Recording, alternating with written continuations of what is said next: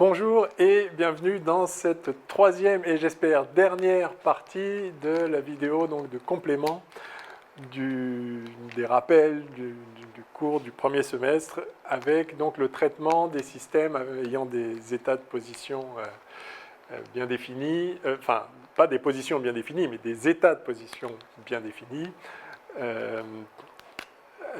associés donc à une fonction d'onde. Je vous rappelle que l'espace de Hilbert des états de position est isomorphe à L2 de R et que donc à tout état du système, tout état de position du système, on peut associer une fonction de carré sommable à valeur dans C et qu'on a ce bras généralisé qui agit justement sur les fonctions, enfin sur les états du système dans l'espace de Hilbert, enfin représenté dans l'espace de Hilbert, pour fournir cette fonction d'onde. Et puis on a donc P psi, donc sur la base généralisée des états à impulsion bien définis, égale psi tilde de P. Bien, alors dans les vidéos précédentes, on a revu des choses que je ne vais pas remontrer, et on avait fini dans la précédente avec la description de la particule libre, donc soumise à un potentiel constant. Alors, je l'avais pris égal à 0, mais j'ai annoncé, et je voudrais le montrer là, que le potentiel est défini à une constante près en physique quantique comme en physique classique, pour une raison très simple à voir dans le formalisme quantique. Dans le formalisme classique, vous vous en souvenez, hein, on a, si on a une certaine énergie potentielle, enfin, on fait de la mécanique, hein, donc je parle que d'énergie mécanique. On a l'énergie mécanique qui vaut l'énergie cinétique plus l'énergie potentielle, et donc ça, 1,5 de mv2, enfin, pour une particule, pour un point matériel. Et cette énergie potentielle, comme vous le savez, elle intervient en physique simplement via la force qui en dérive et qui vaut moins gradient de EP. Il va donc de soi que si vous ajoutez à EP une fonction constante, si de EP vous passez à EP plus V0, donc ça dépend de la position, à une dimension je vais mettre X, si vous ajoutez un V0 qui ne dépend pas de X, bien évidemment le gradient, enfin j'ai mis le gradient, je me suis mis à 3D, soyons général, EP de R, si vous ajoutez une fonction qui ne dépend pas de R, le gradient, enfin la dérivée spatiale d'une constante, c'est 0, et donc ça ne changera pas la force. Voilà pourquoi l'énergie est définie à une constante près. Dans le cas du... Alors j'ai mon stylo qui fonctionne plus trop. Dans le cas... Ça marche ça ouais. Dans le cas du formalisme quantique, vous vous souvenez que le hamiltonien est donc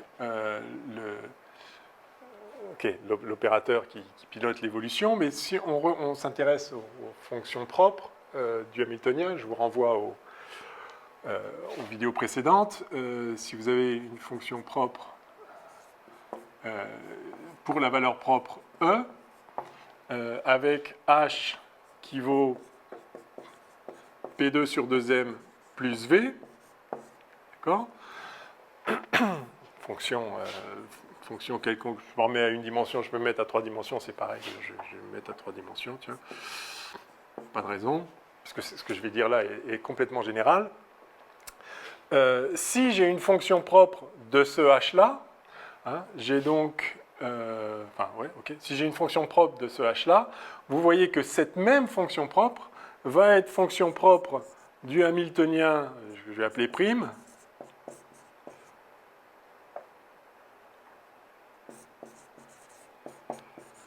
plus V de R, plus V0. Si j'ajoute à la fonction potentielle, je fais un V' de R qui est la même chose plus une constante, bien évidemment, la même fonction psi E va être fonction propre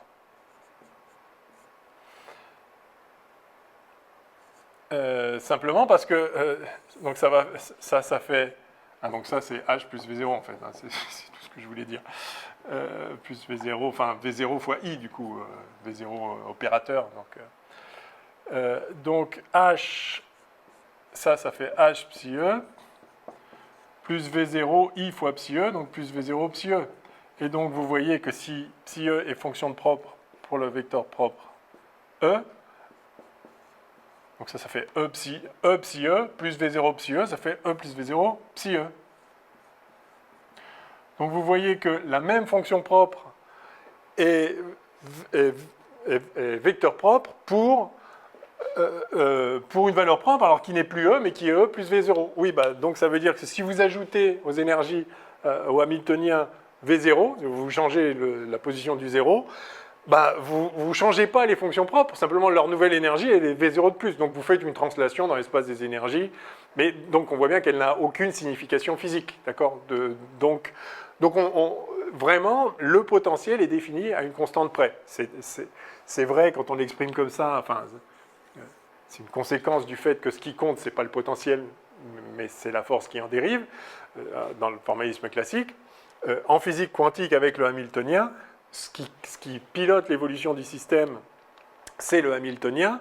Et ce qu'on voit, alors bien sûr, si vous ajoutez V0 au Hamiltonien, vous changez du coup ce qui pilote l'évolution du système, mais vous ne changez rien à la situation, puisque les fonctions propres, qui sont celles dont l'évolution est facile à déterminer et qui forment une base, enfin l'ensemble des fonctions propres, des états propres forment une base sur lesquelles vous pouvez développer n'importe quel état du système et donc connaître l'évolution. En fait, ce sont les mêmes. Ce sont les mêmes vecteurs propres, ce sont les mêmes états propres. Simplement, leur énergie est augmentée de ce que vous avez rajouté en plus. Donc, rajouter une constante à l'énergie ne change rien. Très bien. Donc, je dis ça parce que quand on traite des situations, on est libre de mettre le zéro où on veut. Enfin, c'est exactement comme, je sais pas, pour l'énergie potentielle pesanteur, vous mettez le zéro où vous voulez. Bon, c'est pareil en physique quantique. Je voulais juste le dire, au cas où ça ne soit pas immédiatement évident pour tout le monde. Donc, oui, alors ce que je vais traiter maintenant, c'est le cas d'un puits de potentiel. Je sais pas si je devais être un deuxièmement quelque part, puits de potentiel. Donc un puits, c'est-à-dire c'est un potentiel en fait qui est constant partout, et puis il y a un trou, il y a un puits. C'est-à-dire que le potentiel est plus faible à un certain endroit. Alors du coup, on fait ce qu'on veut. On peut choisir des. Alors d'abord, on peut choisir l'axe des X au milieu là, de façon à ce que la situation soit symétrique. Enfin, on met où on veut. Hein. Il y a aussi invariance par translation suivant X, hein, bien évidemment. Donc je peux faire un changement de variable pour mettre le 0 du X ici au milieu du puits, pourquoi pas. Puis après, alors c'est soit je mets le 0 de l'énergie, ça c'est le potentiel, hein, on est d'accord. Donc il y a un X comme ça. Donc soit je mets le 0 là, soit je mets le 0 là, au choix. Je vais mettre le 0 là, peut-être, comme ça on aura V égale 0 la plupart du temps, sauf entre, alors donc là c'est l'axe des X. Bon, il manque un peu un bout là. Donc je vais dire de moins A sur 2 à plus A sur 2. Hein, c'est-à-dire que j'ai une largeur de puits qui vaut petit a, et puis la profondeur du puits, je vais l'appeler U0. Hein, et donc là j'ai 0 pour le potentiel, et puis là j'ai moins V0, enfin moins U0. Pardon. Okay. Donc voilà la situation que je voudrais traiter. On va voir. En fait, donc toujours pareil, pour résoudre un problème de mécanique quantique, on cherche les fonctions propres du Hamiltonien, parce qu'une fois qu'on les a, on sait comment elles évoluent trivialement. On veut pas. C'est juste une phase en fonction de leur énergie. Et puis, du coup, on peut développer n'importe quel état sur cette base-là, et du coup, on connaît l'évolution par combinaison linéaire. Donc, c'est toujours très simple. Alors, le potentiel, le Hamiltonien, c'est donc P2 sur 2m plus ce V-là. Et vous voyez que ce V est très pratique. Et ça va être très simple, je veux dire, à résoudre, parce que ce potentiel est constant par morceau. D'accord ? Alors, il n'est pas constant tout du long, mais il est constant là, il est constant là, et il est constant là. Donc, si vous voulez, il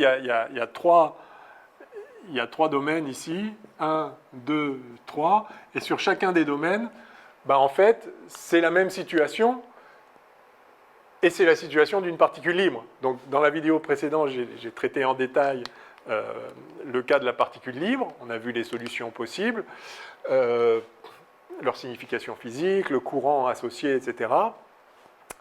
Bon, donc en fait, dans chaque morceau, on va pouvoir traiter, en fait, l'équation va s'écrire comme pour la particule libre, sauf que le niveau ne va pas être le même. Là, ça va être moins U0, là, ça va être 0. Mais justement, comme je viens de le rappeler, tout est défini à une constante près.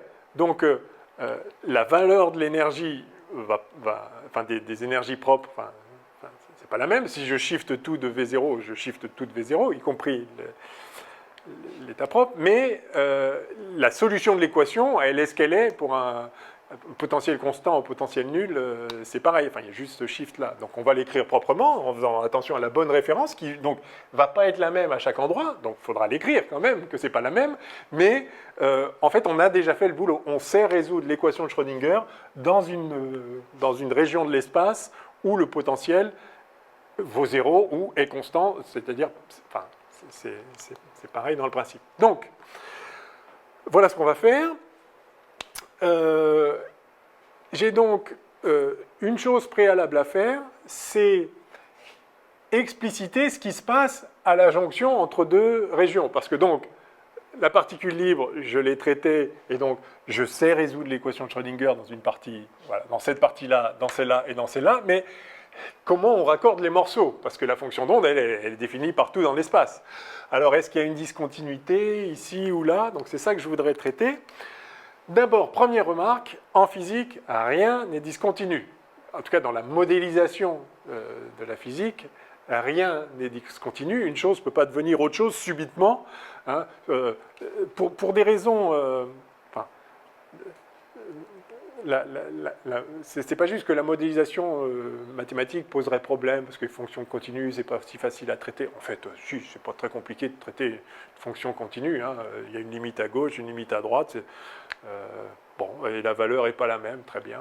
Même une discontinuité de la dérivée, il y a une limite à gauche, une limite à droite, c'est pas la même. Très bien, c'est pas la même. Bon, voilà. Donc c'est pas très compliqué mathématiquement, mais c'est surtout que le problème de discontinuité en physique, c'est que soit vous avez si un mouvement est discontinu, si un corps avance comme ça, et puis d'un coup, il passe ailleurs. Ça, c'est pas possible. Il n'y a pas de téléportation, parce qu'il faudrait qu'il... Alors, il est où entre les deux instants? D'accord?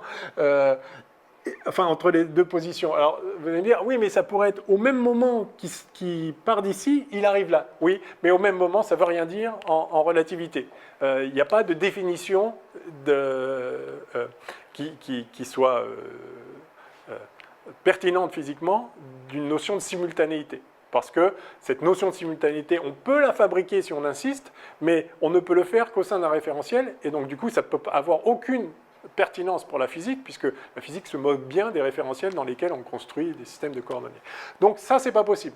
Maintenant, vous me direz, ok, la trajectoire pourrait être continue, mais hop, avoir une discontinuité brutale de la vitesse. Ça va par là, puis hop, ça va par là. Ou bien, même si ça reste dans la même direction, mais là, ça va doucement, puis d'un coup, hop, ça va vite. Oui, mais non, parce que justement, physiquement, un changement de vitesse, c'est lié à une force. Comme ça, comme vous savez. Et pour avoir une discontinuité de la vitesse, il faudrait une force infinie. Enfin, d'accord? Si vous faites... d'accord? Il faut une force infinie. Et donc, ça n'a pas de sens. Vous ne pouvez même pas l'écrire, mais vous ne pouvez même pas en parler. Enfin, voilà. Donc, il n'y a pas de discontinuité en physique. Enfin, c'est juste deux exemples simples, mais... en tout cas, notre modélisation de la physique n'admet pas même de possibilité conceptuelle d'une discontinuité. Donc tout est continu. Néanmoins, bien sûr, si vous jouez au billard et que vous envoyez une bille là-dedans, si vous regardez la vitesse, elle va être sérieusement discontinue. Elle va avoir l'air sérieusement discontinue. La boule va par là, puis d'un seul coup, elle va par là. Oui, mais le d'un seul coup, c'est parce que vous regardez les choses à une échelle où, en réalité, à cette échelle-là, ça a l'air d'être d'un seul coup, mais c'est-à-dire instantanément. Mais en pratique, l'interaction, c'est compliqué. Si les molécules de l'avant d'ici interagissent avec les molécules de l'arrière, en fait, ça va pousser petit à petit, il va y avoir une onde de compression là, qui se propage dans la boule, qui revient, etc. Et tout ça. Et bon, si vous suivez vraiment à l'échelle où se passent les choses, le devenir de chaque molécule, de chaque corps, etc., vous allez voir que tout est continu. En tout cas, notre modélisation physique, avec la notion de force, etc., n'admet pas de possibilité même conceptuelle de discontinuité. Donc tout est continu, mais évidemment, suivant le problème qu'on regarde, à une certaine échelle, ça peut être discontinu. Donc typiquement, un puits comme ça, où on dit « hop, il y a une discontinuité », c'est juste une modélisation d'un vrai puits qui serait quelque chose un peu comme ça, quoi. Et alors ça correspond à quoi physiquement comme situation? C'est important de garder ce sens physique malgré tout. Enfin, j'ai mis 0 là, enfin, peu importe. Vous rappelez que, si ça c'est le potentiel V de x, vous vous rappelez donc que à ce potentiel est associée une force, F. Alors, je suis à une dimension, donc moins gradient de V, ça va être ici moins dV sur dx. Je peux le mettre vectoriellement sur la direction x. Voilà ce que ça donne. Donc, ça veut dire que ici, vous avez un V qui décroît, donc sa dérivée est négative, et donc la force, qui est moins la dérivée, est positive. Donc dans cette partie-là, la particule qui est sur cet axe-là, hein, quand elle est là, elle voit un potentiel qui décroît, et donc elle voit une force qui la pousse par là. Dans la partie... Si V est constant, là, la force, c'est 0. Si vous posez une particule là, elle y reste. Si vous la posez là, il y a une force qui se manifeste, qui la pousse par là, bien sûr. Et maintenant, si vous la posez là, la particule, là, il y a une dérivée positive, donc moins la dérivée est négative, donc la force est suivant moins ux, et donc la force ici, elle la ramène par là. Voilà. Donc là, la pente est grande, donc il y a une grande force. Là, il y a une force un peu plus petite. Là, c'est une force petite. Voilà.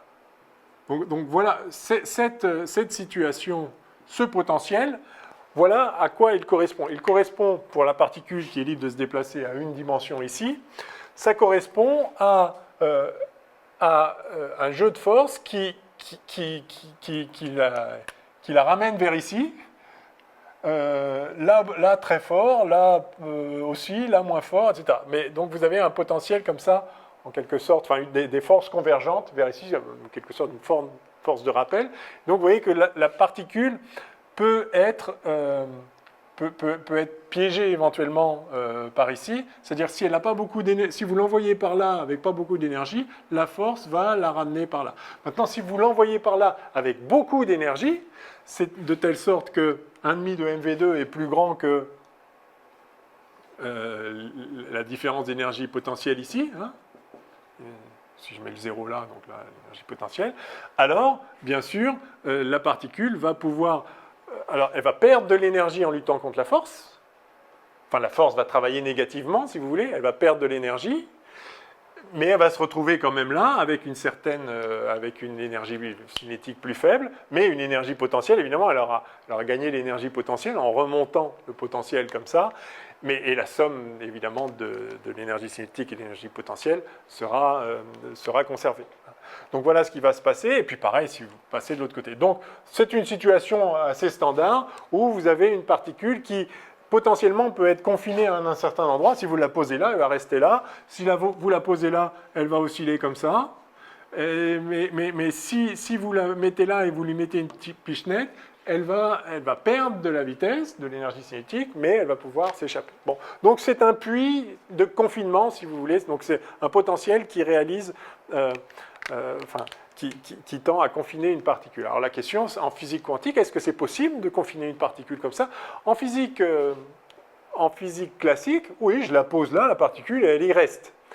En physique quantique, c'est un petit peu délicat, dans le sens où vous ne pouvez pas poser une particule quelque part en physique quantique. Pourquoi? Parce que vous vous souvenez qu'il y a la fameuse relation d'indétermination de Heisenberg, qui n'exprime rien d'autre que le fait qu'il n'est pas possible d'avoir à la fois une position bien définie et une vitesse bien définie.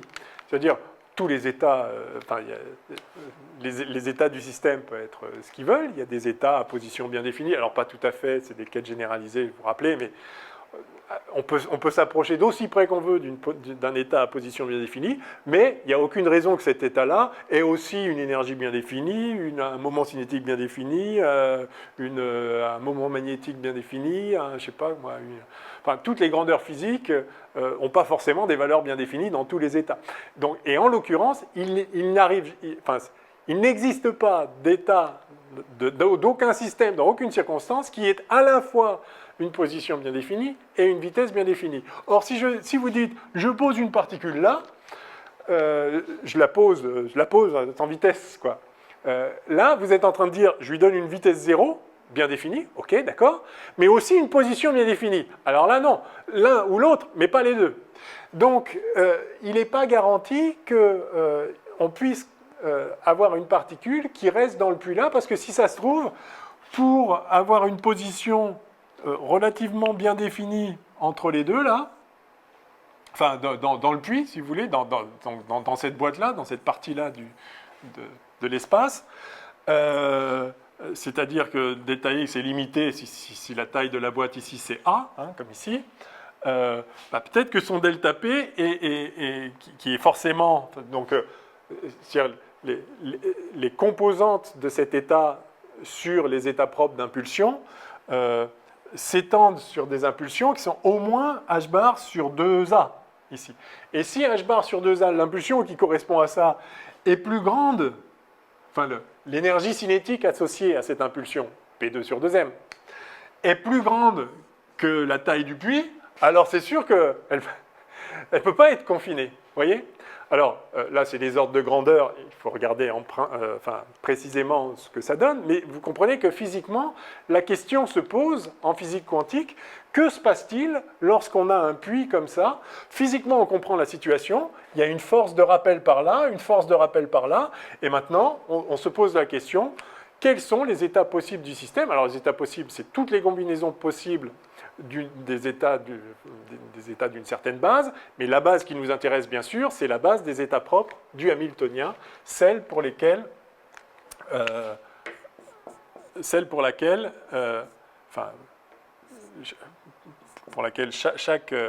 chaque vecteur de la base vérifie quelque chose comme ça, voilà. Avec un certain E. Est-ce que c'est possible d'avoir toutes les énergies aussi? Bonne question. Alors, vous savez bien que la physique quantique, son origine, l'origine de sa découverte, c'est justement le phénomène de quantification, où il apparaît que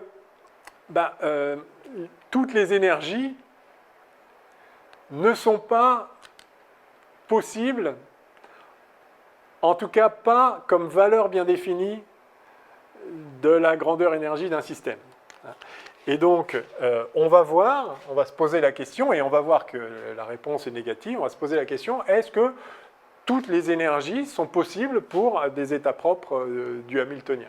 La réponse va être non, et on va comprendre pourquoi, et on va essayer de voir qu'est-ce qu'on peut dire justement. Et on verra aussi que donc, la situation va dépendre de la hauteur du puits. Hein. Si le puits est très fin et peu profond, on sent par l'argument Heisenberg, là, relation d'indétermination, que si vraiment vous voulez localiser la particule dans une petite boîte, elle va avoir des composantes non nulles sur des impulsions très larges. Et du coup, dans le tas, il va y avoir certaines composantes qui correspondront à des impulsions bien plus grandes que la taille du puits. Et du coup, cette composante, elle n'est absolument pas confinée. Et donc, la particule n'est pas confinée, vous pourrez la retrouver ailleurs. Puisque certaines composantes, la particule évolue comme la combinaison linéaire de ces composantes. S'il y a une composante qui peut se trouver ailleurs, si vous faites une mesure, comme aléatoirement vous allez tomber sur l'une ou l'autre des composantes, vous pouvez très bien la trouver ailleurs. Donc, à ce moment-là, elle n'est pas confinable. Voyez. Donc, c'est ça l'arrière-plan physique de ces questions-là. Ok, alors, oui, donc ce que je voulais dire, c'est que, évidemment, Ça, si la période de transition, là, ici, c'est-à-dire la plage de x sur laquelle s'exerce une force est très petite par rapport à la taille du puits, si là vous avez un petit delta x qui est petit par rapport à la taille du puits, et puis là aussi à la remontée, bon, bah, évidemment, la modélisation, on va dire que oui, bah, c'est comme ça, quoi. Mais c'est une modélisation tout à fait légitime, parce que, en fait, si le puits a une taille de A, ça veut dire qu'on s'en fiche, on n'est pas, si ça fait 1 mètre, on n'est pas à 1 micromètre près. Donc si la chute ici, c'est sur 1 micromètre, oui, bah, on dira que c'est un endroit donné, peu importe sa valeur exacte. Donc on le modélise par un truc discontinu. Mais, enfin, par un potentiel discontinu. Mais la question se pose, est-ce que, du coup, la fonction d'onde va être discontinue aussi ? Parce qu'elle pourrait l'être, vu qu'on a introduit la discontinuité. Bon, alors, elle ne l'est pas. Non seulement elle ne l'est pas, mais sa dérivée non plus ne l'est pas. Alors, on va voir ça. En fait, donc vous vous rappelez, pour une fonction propre, on a le hamiltonien comme ça fait moins i h bar carré, moins h bar carré sur 2m, donc phi seconde de x. Vous vous rappelez, ça c'est juste la partie, je peux mettre un E, c'est la partie spatiale de la fonction d'onde phi de x et de t, sachant que la partie suivante t, pour une fonction propre, c'est toujours e puissance moins i e t sur h bar, moins i oméga t si vous voulez, avec e égale h bar oméga. Donc c'est ce qu'on appelle l'équation Schrödinger indépendante du temps, c'est pas qu'elle est indépendante du temps, c'est qu'on a factorisé la partie temporelle, et donc il ne reste plus que la dépendance en position. Donc revoyez les vidéos précédentes où j'explicite ça un peu plus longuement. Donc voilà, on a donc ça, plus v de x, phi de x, égale e phi de x, pour une fonction propre, phi e. Bien. Alors, où est-ce que... Excusez-moi. Oui.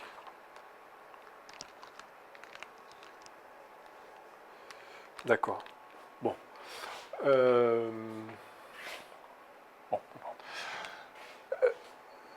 Donc, bien sûr, pour que la dérivée seconde existe, il faut que la dérivée première existe et soit continue et même dérivable. Mais donc, sur les parties où il n'y a pas la discontinuité, évidemment, c'est acquis. La question, c'est sur la discontinuité. Est-ce que là, il va y avoir un saut ou pas puisque donc, phi seconde pourrait ne pas être définie sur la discontinuité, puisque V non plus n'est pas défini sur la discontinuité. Là, on retrouve que si j'ai une modélisation qui n'est pas brutale, qui n'introduit pas de discontinuité, rien n'est discontinu, donc même phi seconde non plus. Donc si phi seconde existe et elle-même continue, évidemment, c'est que phi prime existe et continue, etc. Mais là, sur la discontinuité, j'introduis une discontinuité là, donc V n'est pas défini, n'a pas une valeur bien définie, c'est-à-dire V, je représentais juste une discontinuité comme ça. Je veux dire que la discontinuité a lieu en x0. Je vais faire comme ça. Voilà.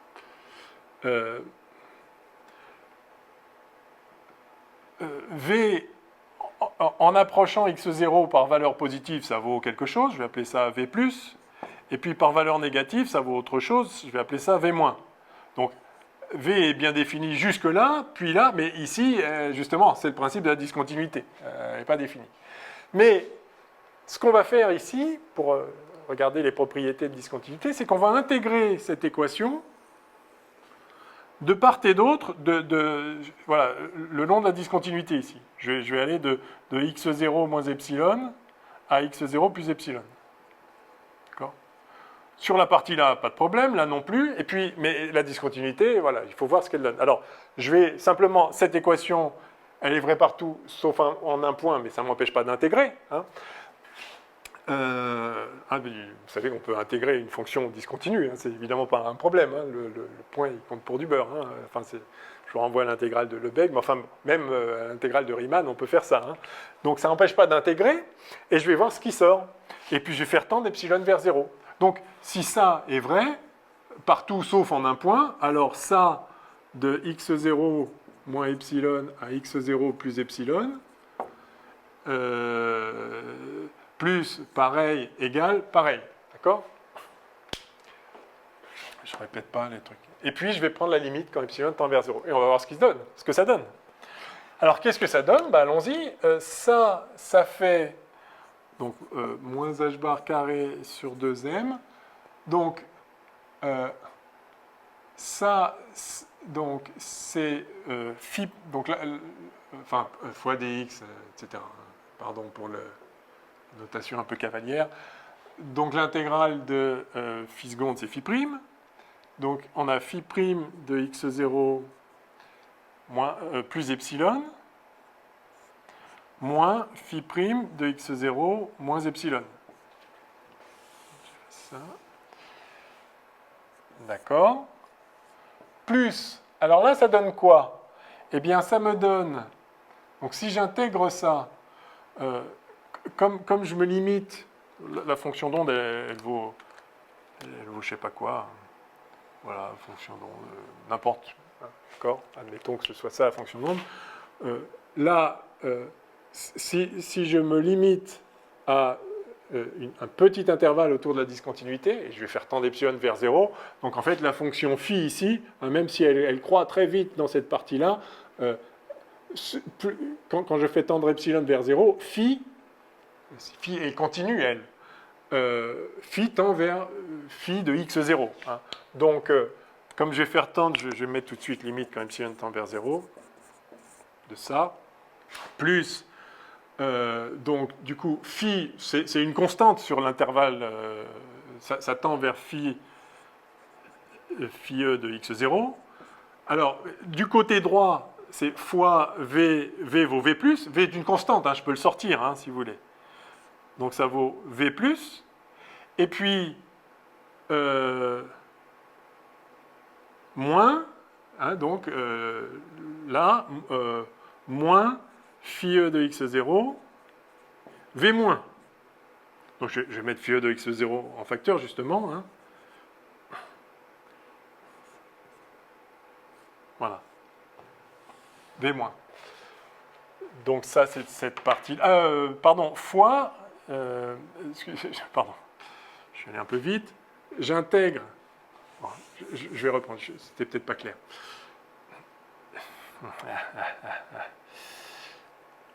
J'intègre.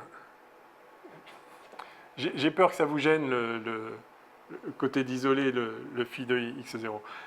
Je sépare cette intégrale en deux. Je ne sais pas si vous avez.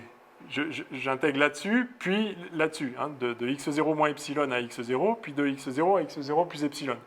Sur la première partie, enfin, j'ai commencé par la deuxième partie, c'est ça que j'avais fait. Sur la deuxième partie, j'ai phi de x, mais qui est quasiment constant là, équivaut phi de x0, fois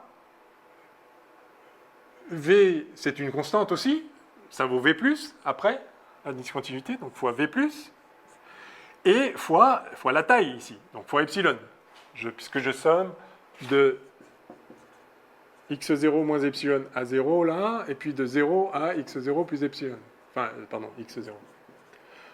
Donc la partie haute, je l'ai sur une largeur epsilon. Donc voilà ce que ça me donne. Et là, en bas, puis quoi qu'il y ait au milieu, peu importe, je l'ai plus d'un côté, moins de l'autre. Enfin, c'est pas important, c'est un point, je découpe l'intégrale. Ça n'a pas d'incidence. Donc ici, j'ai phi e de x0, le même. Si vous voulez, c'est... Quand je fais je mets x0 directement comme une constante, et pas... Parce que je prends déjà la limite epsilon tend vers 0. Donc, quoi que vaille phi avant, quand je le fais tendre vers x0, ça fait phi e de x0. Et là, pareil. Donc, ça, moins 1 fois v moins fois epsilon. Bon, si on était en direct, je vous demanderais si ça va. Là, je ne sais pas, j'espère que oui. Enfin, j'espère que vous voyez ce que je fais. Bon, en tout cas, voilà ce que ça donne. Et puis ça, c'est égal à... C'est pareil, enfin, ça fait E.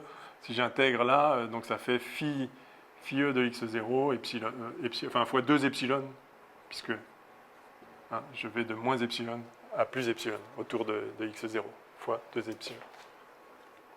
Je vais le mettre là. Ok, bon, très bien. Et donc, je prends la limite quand epsilon tend vers 0.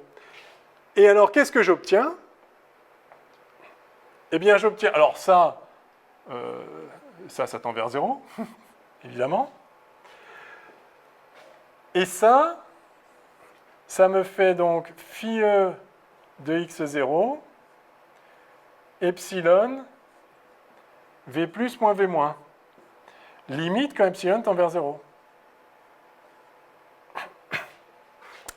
Très bien. Et ça, la limite quand epsilon tend vers 0, alors il y a le facteur moins h bar carré sur 2m. Et ça, par définition, la limite quand epsilon tend vers 0 de ça, c'est phi seconde. Attendez, oui, enfin, sur epsilon, c'est phi seconde.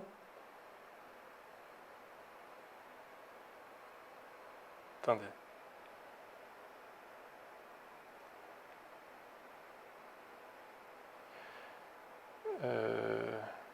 Ah, non, n'importe quoi, je ne sais pas d'où. Non, j'ai intégré phi seconde. Bon, ok, ça vaut ce que ça vaut, ça. Voilà. Et la question, c'est ça, justement. Ma question, c'est est-ce que c'est continu ou c'est pas continu? Si ça tend vers 0, par définition, ça veut dire que phi' est continu. C'est la définition de la continuité. Si vous allez vous approcher par en bas ou par au-dessus, ça donne la même chose. C'est-à-dire que la différence vaut 0. Et alors, donc, tout est là, justement. Ça tend vers 0, et ça aussi, ça tend vers 0. Pourquoi ça tend vers 0? Parce que ça vaut ce que ça vaut. Il y a une discontinuité. Je ne dis pas qu'il n'y a pas de discontinuité, j'en ai mis une. Mais justement, je regarde ce qui se passe. Donc ça tend pas vers 0. Mais c'est une valeur qui est ce qu'elle est. Elle vaut la discontinuité. Enfin, le saut de potentiel sur la discontinuité. Donc ça vaut quelque chose, ça vaut peut-être 200 milliards de joules. Mais quand epsilon tend vers 0, ça tend vers 0. Et par conséquent, ça égale 0. La limite de ça, c'est 0. Et donc, phi' est continu. Par définition. Donc, phi' est continu. Voilà. Donc, on vient de démontrer, mais c'est important de le faire, parce qu'on introduit une discontinuité, et ça pourrait avoir des conséquences et rendre des fonctions discontinues, en l'occurrence, là, la dérivée seconde discontinue.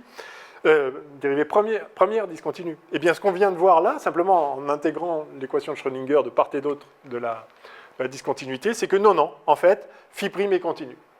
Alors, phi' est continu, sauf si, en fait, ça, c'est infini. Là, j'ai bien utilisé le fait que ça vaut ce que ça vaut, c'est peut-être grand, mais ça vaut ce que ça vaut. Quand epsilon tend vers 0, du coup, ça tend vers 0.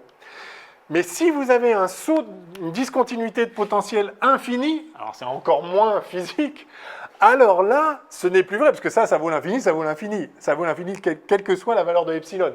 Donc, quand vous faites tendre vers 0, c'est quand même, voilà, au pire, ça n'a pas de limite, si vous voulez. Mais donc, vous n'avez plus une continuité de phi'.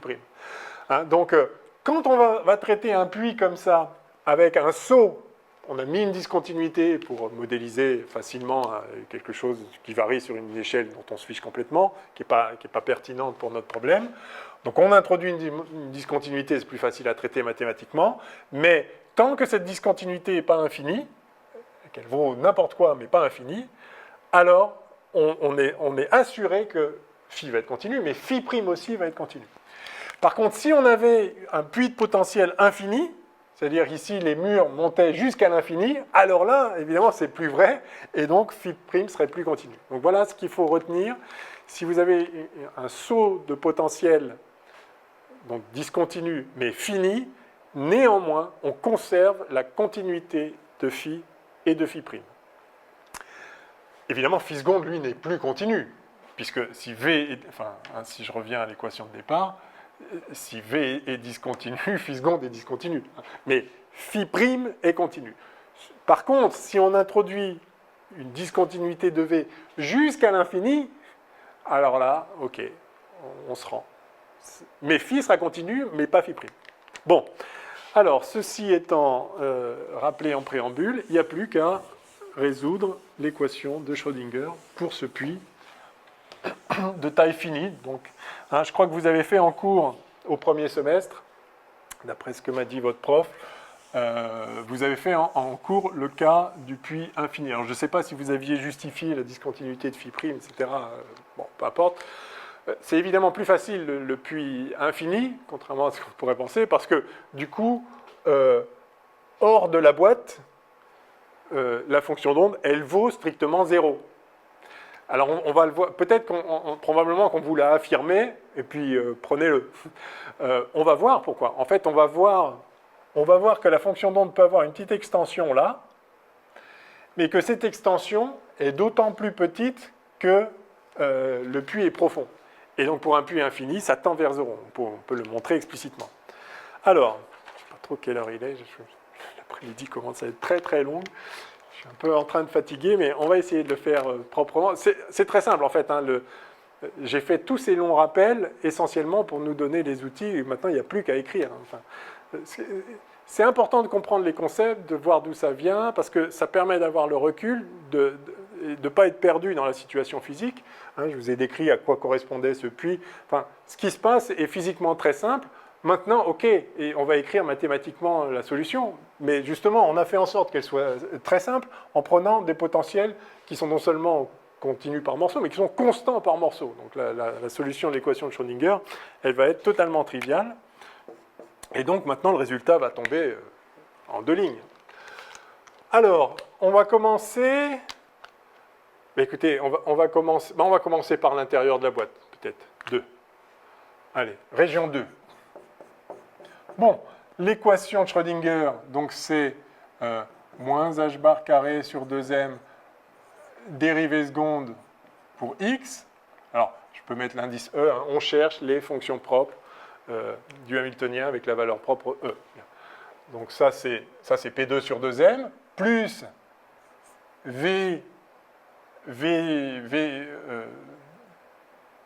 V, donc ça vaut, en fait, ça vaut moins U0, du coup, hein, parce que V ici vaut moins U0, moins U0, donc phi de x, hein,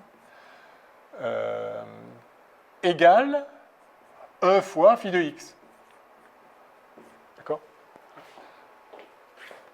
Le Hamiltonien égale E fois, enfin, appliqué à la fonction, égale E fois la fonction. Bon, bah ça fait donc phi seconde de x, je mets de l'autre côté ça aussi, plus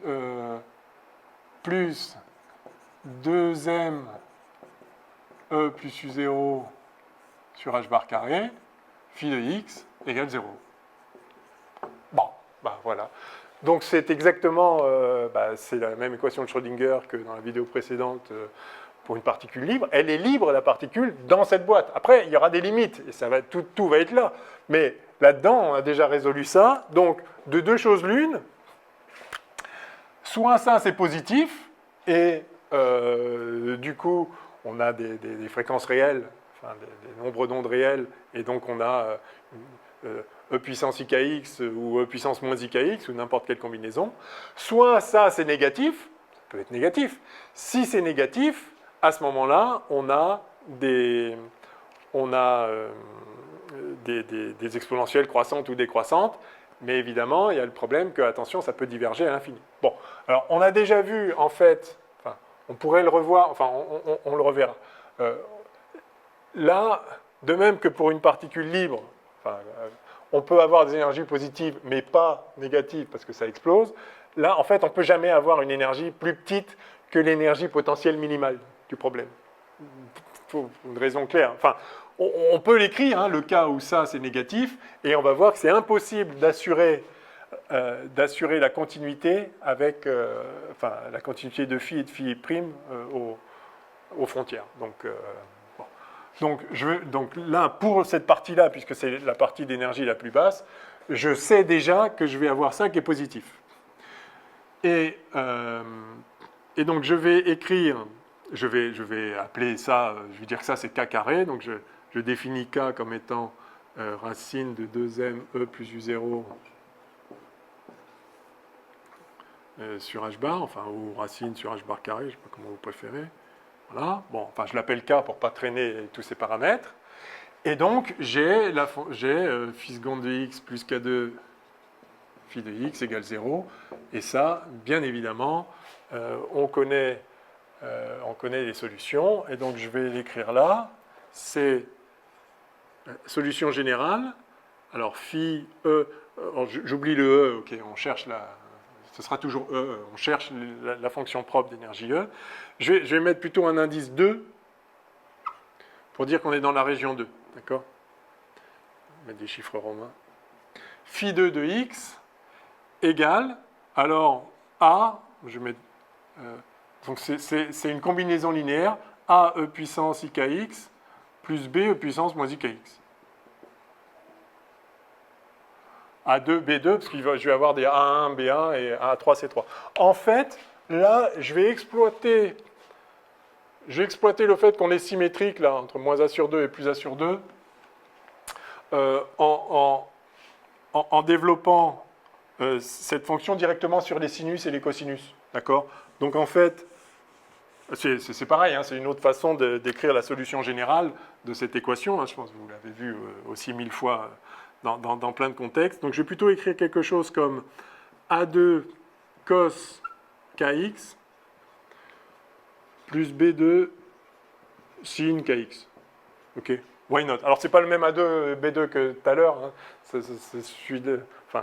Ça va être le même que tout à l'heure, plus son complexe conjugué sur 2. Enfin bon, bref. En tout cas, voilà la solution générale de cette équation triviale dans cette partie-là. OK. Voyons les autres maintenant. Alors, région 1, évidemment région 3 sera pareil. Région 1, eh bien, moins h bar carré sur 2m phi de x, plus v de x, c'est-à-dire 0. Hein, c'est pour ça que j'avais mis le 0 là, mais c'est défini à une constante près. Donc, 1 égale e phi de x. Donc ça, c'est exactement ce qu'on avait tout à l'heure pour la particule libre. Phi de x, phi seconde ici, phi seconde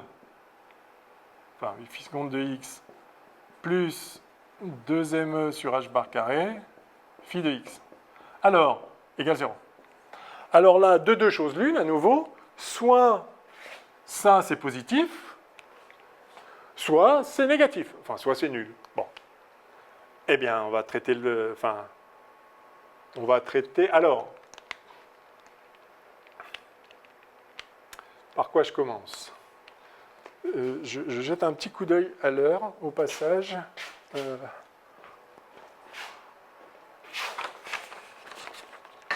Ah ouais, donc là, le couvre-feu, il est explosé. Ouais, je vais essayer de finir vite. Alors, donc, oui, parce que E ne peut pas être plus bas que le plus bas du potentiel, hein, parce qu'il y a au moins une énergie potentielle du système, mais E pourrait être plus bas que 0 ici. E peut se trouver entre ce niveau et ce niveau-là. Mais il peut aussi être plus grand. Alors, je vais commencer par le cas où il peut être... qu'est-ce qui est mieux? De toute façon, je vais faire les deux. Alors, ok, je commence par le cas où il est plus grand. Je ne sais pas si c'est mieux. Ok, commençons. Alors, en tout cas, oui. Donc, je suppose...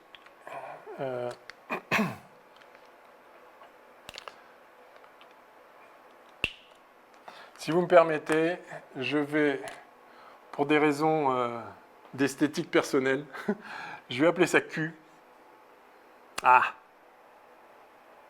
Non, ok. Ça y est, je l'ai appelé K, tant pis. Tant pis pour mon esthétique personnelle. Je vais appeler ça, je vais l'appeler comment celui-là? Je vais l'appeler... Donc je vais l'appeler K0, je sais pas.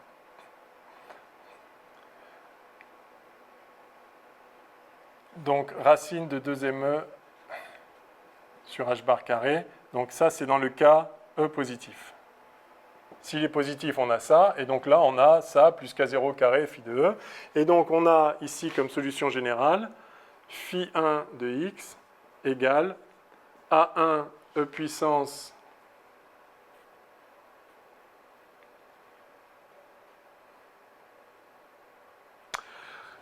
excusez-moi, je vais commencer avec le cas négatif, finalement. si E est négatif. Et je vais appeler, du coup, ça c'est négatif, donc je ne peux pas prendre la racine, mais je peux prendre la racine de son opposé. Et je vais appeler ça Q. Donc finalement, l'équation là, elle s'écrit phi seconde moins Q2 phi égale 0. 2x. Et les solutions de ça, on les connaît. Ça va être A1 E puissance moins QX plus B1 E puissance plus QX. D'accord? L'un ou l'autre.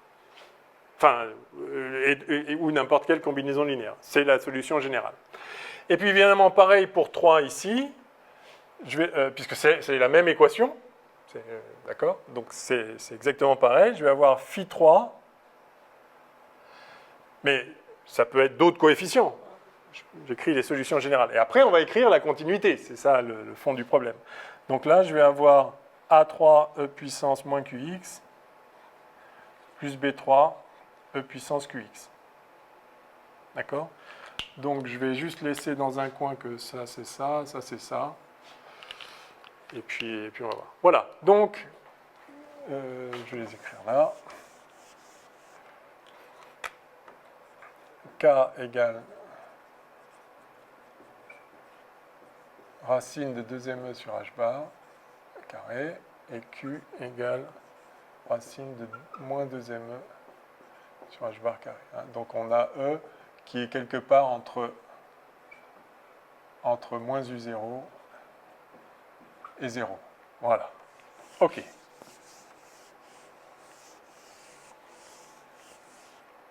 Donc E a une énergie où normalement, classiquement, la particule est confinée dans ce puits, puisqu'elle a une énergie qui n'est pas assez grande pour aller dans une région où... puisqu'elle n'a pas assez pour l'énergie potentielle. L'énergie cinétique doit être forcément positive, donc elle ne peut pas aller là. OK, bon, bah, j'ai résolu l'équation de Schrödinger de façon générale dans chacune des parties, et maintenant, je cherche une solution complète. Et donc, il faut que j'assure, comme je viens de le montrer avant, que la fonction d'onde soit continue et que sa dérivée soit continue. Donc, je vais écrire les relations de continuité ici. Je vais dire que phi 1 de moins a sur 2, c'est pareil que phi 2 de moins a sur 2. Je vais dire aussi que phi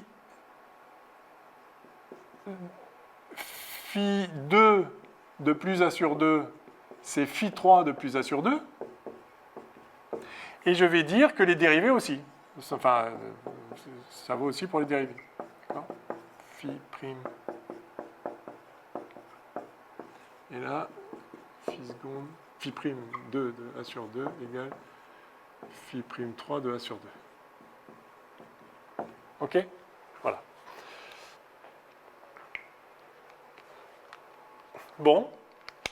Alors, vous voyez que ça me fait beaucoup d'équations, là, qui sont des contraintes pour les solutions générales. Mais j'ai beaucoup d'équations, mais j'ai beaucoup d'inconnus aussi. Quels sont mes inconnus? Ben, ça et ça. J'ai 2, 4, j'ai 6 inconnus. Mais attention, 6 inconnus complexes. C'est des nombres complexes. Donc j'ai 12 inconnus réels, si vous voulez. Alors dans le tas, j'ai des inconnus qui ne sont pas des vrais inconnus. C'est-à-dire que je sais que ma fonction d'onde, elle va être définie à une constante près, enfin une constante multiplicative près, une phase et une norme. Donc j'ai 2 inconnus qui ne sont pas des vrais inconnus. Si vous voulez, je peux rajouter 2 contraintes en plus. Je peux rajouter phi normé. Donc c'est une équation en plus. Et puis, c'est-à-dire que la somme de moins infini à plus infini, du modulo carré, ça soit 1. Et puis, je peux rajouter, par exemple, phase à l'origine égale 0, ou enfin n'importe, une phase quelque part. Phase. Par exemple, une phase en x égale 0, phase nulle. Je vais le dire plus simplement. Par exemple, je peux imposer que phi de x0, ce soit réel. Ou imaginaire pur, ou ce qu'on veut. D'accord. Bon, donc j'ai 2 équations en plus, ou si vous voulez, là-dedans, j'ai 2 paramètres qui n'en sont pas vraiment. Néanmoins, j'ai quand même, donc j'ai quand même ici 2, 4, 6, j'ai 12 paramètres réels quelconques, et j'impose quelles contraintes? J'impose une là, une là, une là, une là, 4 contraintes, mais attention, c'est des contraintes complexes, donc j'ai 8 contraintes,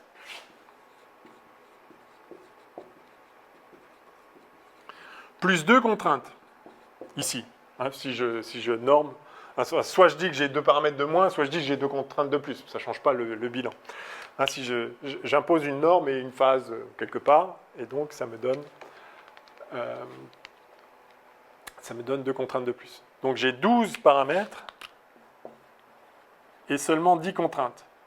Ça, a priori, ça veut dire que le système, il est libre. C'est-à-dire que j'ai plusieurs solutions, en fait, et qui peuvent dépendre, donc, du coup, des conditions initiales. Enfin, j'ai tout un espace de solutions possibles qui peuvent être indépendantes les unes par rapport aux autres. Oui, alors, sauf qu'en réalité, si on regarde, c'est pour ça que je me suis mis finalement dans le cas E négatif d'abord, si on regarde ces solutions-là, on voit que, en fait, dans la région 1, quand x tend vers moins l'infini, ça diverge. Donc en fait, ça, c'est forcément égal à 0. Donc on vient de tuer 2 inconnus là. En fait, dans la région 1, du fait que E soit négatif, ce ne serait pas le cas si E était positif. Hein, parce que là, on aurait à nouveau des solutions E puissance I, Kx et moins I, Kx. Mais si E est négatif, en fait, ça, on sait déjà que c'est 0. Et de même ici, il ne faut pas que ça diverge à plus l'infini. Donc ça, c'est 0 en fait, dans la région 3. Ah, mais alors ça, c'est nettement mieux. Parce que du coup, on n'a plus 12 paramètres. On a 2, 4, 6, 8 paramètres. 8 paramètres libres. À déterminer. Ah oui, mais alors maintenant, on a le problème inverse. On a 8 paramètres libres, mais on a 10 contraintes. Ou si vous voulez, on a 8 contraintes et seulement 6 paramètres libres, puisqu'il y en a 2 qui ne sont pas physiques. Hein, donc soit je les mets comme contraintes là, enfin, en tout cas j'ai deux contraintes de plus que de paramètres libres, quelle que soit la façon dont vous regardez le problème. Alors ça veut dire une chose simple, c'est que si vous avez autant d'équations que d'inconnus, bon, vous savez que vous allez vous en sortir, il y a une solution. Là, vous avez un certain nombre d'inconnus, donc vous pouvez les ajuster, enfin des paramètres libres, vous pouvez les ajuster pour satisfaire les contraintes, mais avec 8 paramètres, vous ne pouvez pas, à tous les coups, vous assurer 10 contraintes. Vous pouvez ajuster vos paramètres pour satisfaire des contraintes, mais s'il y a plus de contraintes que de paramètres que vous pouvez ajuster, ce n'est pas garanti que vous allez y arriver. En fait, c'est même garanti que vous n'y arriverez pas, sauf si en réalité, parmi ces contraintes, il y en a qui ont l'air différentes, mais c'est la même. Auquel cas, en ajustant un paramètre, plusieurs paramètres ensemble, mais vous satisfaisez une contrainte et l'autre aussi en même temps, parce qu'en fait c'est la même, elle avait l'air d'être différente, mais c'est la même.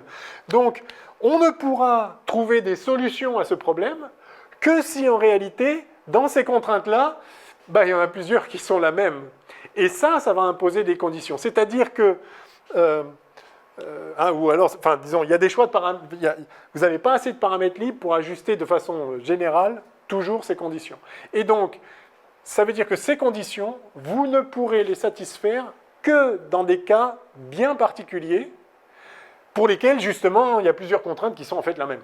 Ou, si vous voulez, des combinaisons d'une contrainte, de 2 ou 3 contraintes impliquent l'autre. C'est-à-dire qu'il n'y a pas tout à satisfaire de façon indépendante, mais vous avez juste un bloc de contraintes qui sont en fait moins de contraintes que ça en réalité. Il ne faudrait pas qu'elles soient plus que 8. Enfin, ou que 6 si vous mettez les deux ici. Voilà. Donc, physiquement, c'est ça qui se passe, c'est que pour assurer la continuité de la fonction d'onde et de sa dérivée, c'est-à-dire assurer ces contraintes-là, qui sont des contraintes physiques, c'est inévitable, on l'a montré juste avant, c'est pour ça que j'ai voulu le refaire, ça a pris un peu de temps, mais au moins vous l'avez vu. Pour assurer ces contraintes qui ne sont que le reflet de la physique, c'est juste inévitable, on ne peut le faire, on ne pourra pas le faire, quel que soit K, quel que soit Q. Certaines valeurs de K et de Q permettront de le faire, peut-être aucune d'ailleurs, peut-être certaines, mais en tout cas pas toutes. Or, de quoi dépend K et Q? Alors évidemment de la profondeur du puits, et puis de l'énergie. Et donc, ce qu'on va voir apparaître, c'est qu'en fait, ces contraintes ne peuvent être vérifiées que pour certaines valeurs de E particulières. Et c'est ça l'origine de la quantification en physique. C'est-à-dire que vous ne pouvez avoir de fonction propre du Hamiltonien, c'est-à-dire d'état à valeur de l'énergie bien définie, que pour certaines énergies. Parce que pour les autres, il n'y a pas de solution au problème. Alors, ça ne veut pas dire que vous ne pouvez pas avoir un système dans une combinaison d'états dont la moyenne de l'énergie soit ce que vous voulez. Mais en tant que fonction propre du Hamiltonien, c'est-à-dire état propre de la grandeur énergie, de l'opérateur hamiltonien, donc en tant qu'état à valeur de l'énergie bien définie, problème de batterie, ah j'arrive au bout de ma batterie, aïe aïe aïe aïe aïe. Bon alors je fais super vite, ça s'arrêtera quand ça s'arrêtera, on verra. En tant qu'état à valeur de l'énergie bien définie, vous ne pouvez pas avoir toutes les énergies possibles, juste certaines. Alors on va voir lesquelles. Alors, enfin, ça va dépendre de A, ça va dépendre de U0. Évidemment, ça va dépendre des paramètres du problème, mais on va voir ce que ça donne. Donc, on a compris la situation, on a des paramètres ajustables. Donc, finalement, la solution physique la plus générale compatible avec notre système, c'est celle-là. Je vais écrire ici B1 puissance QX. Là. Phi3, c'est donc, on a dit, A3 puissance moins QX. C'est le même Q, hein, puisque c'est le même hauteur. Or, vous pouvez vous amuser à faire un puits avec une hauteur ici plus grande que là. Bah, du coup, ce sera un Q3, et puis là, un Q1. Aucun problème. Hein. Puis vous ajustez, c'est pareil, vous écrivez la continuité de la fonction d'onde à gauche, à droite, la continuité de la dérivée à gauche, à droite. C'est le même, ça ne changera pas le nombre d'inconnus et d'équations, donc le problème se résout tout aussi bien. Donc ce que je fais là, c'est complètement générique. Hein. Une fois que vous avez compris, vous pouvez traiter n'importe quel système. Alors pour que ce soit analytique, il faut que ce soit des potentiels constants par morceau ou quelques cas exceptionnels où la forme du potentiel permet une résolution analytique, et on verra bien sûr dans le cours le cas très important, très particulier et heureusement soluble analytiquement, c'est le cas évidemment du potentiel harmonique. Vous avez une parabole, enfin V de x, c'est un demi de kx2, quoi, enfin le potentiel d'un ressort typiquement, enfin classiquement. Ok, donc écoutez, on va écrire ces contraintes et puis le problème est fini. Hein. Il faut assurer que ça en moins a sur 2, c'est pareil que ça en moins a sur 2, que la dérivée de ça en moins a sur 2, c'est pareil que ça en moins a sur 2, et puis pareil pour plus a sur 2. Alors allons-y. La première contrainte là-bas, alors ça en moins a sur 2, ça c'est B1 E puissance moins QA sur 2. Ah oui, bravo. Et ça doit être égal à ça en moins a sur 2, c'est-à-dire A2 cos de moins Ka sur 2. Alors, cos de moins Ka sur 2, c'est cos de Ka sur 2, d'accord, fonction paire. C'est pour ça que j'ai mis cos et sin plutôt que E puissance i kx et E puissance moins i kx. Ça marche aussi. Hein, donc, plus B2 sin. Alors, par contre, là, sin de moins Ka sur 2, c'est moins sin de Ka sur 2. OK. Première contrainte, celle-là.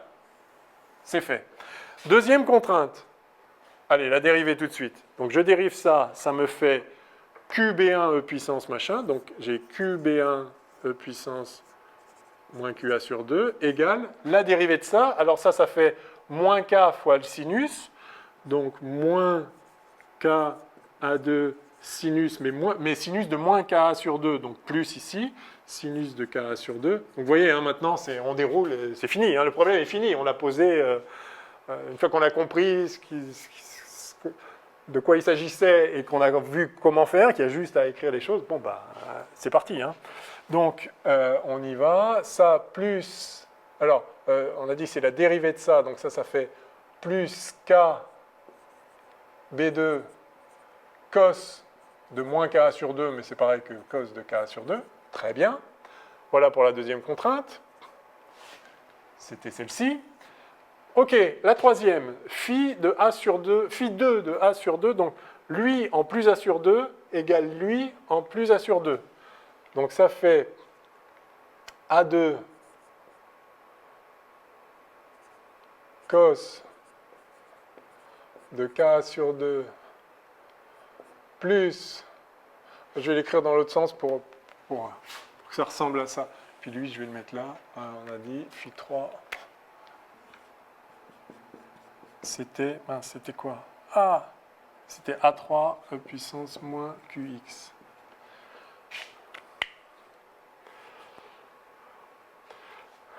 Ok. Ah, bon, ouais. Ok. Donc, on a dit ici A3 E puissance moins Q A sur 2, hein, puisque c'est en plus A sur 2 là-bas, égale donc A2 cos KA sur 2. Hein, comparer ça et ça, vous allez voir, un plus B2 sin KA sur 2. Et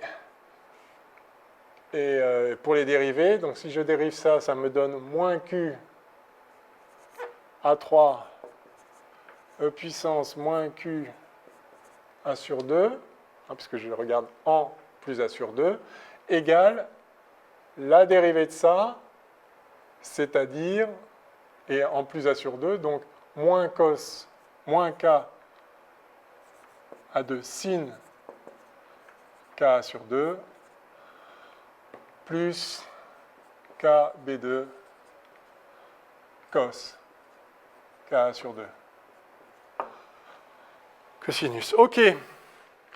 Bon, ben voilà les contraintes en question.